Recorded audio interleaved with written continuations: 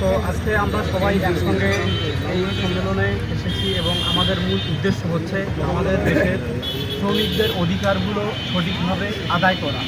বাংলাদেশে বিগত বছরগুলোতে বিগত দিনগুলোতে যেভাবে শ্রমিকদের উপরে নির্যাতন চলতো, একজন গার্মেন্টস শ্রমিকদের বেতন বেসিকভাবে যে জায়গাগুলো থেকে আমরা জানি যে 6,000 টাকা 7,000 টাকা আসতো, একজন মানুষের যদি দৈনিক মজুরি 200 টাকা হয়, একজন মানুষের খেতে গেলে পার ডেতে 100 টাকা লাগে।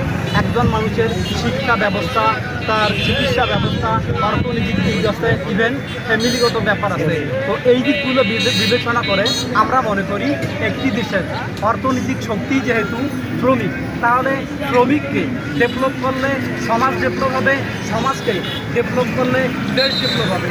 দেশকে আমরা ডেভেলপ করতে পারলে বহির্বিশ্বর কাছে রোল মডেল একটি দেশ তৈরি করে দিতে পারছি, এটা আমরা গর্ববোধ করে বলতে পারবো। তাই বলবো ভাই, আজকে আমরা এই পজিশনে দাঁড়িয়ে আমাদের সময় এসেছে, যৌবন যার যুদ্ধে যাওয়ার বয়স তার। আপনারা জানেন এবং বুঝেন বাংলাদেশে আমি মনে করি যেহেতু শ্রমজীবী মানুষই বেশি, সেই জায়গা থেকে প্রত্যেকে যদি তারা নিজের জায়গা থেকে অধিকার আদায়ের জন্য নিজ উদ্যোগ গ্রহণ করে, অন্যায় হবে, অবিচার হবে, আমরা প্রতিহত করব, এরকম মানসিকতা তৈরি করে আমি মনে করব বাংলাদেশে আর কখনো ব্যভিচার, নির্যাতন, জুলুম থাকবে না, থাকতে পারে না। নাম পরিচয়?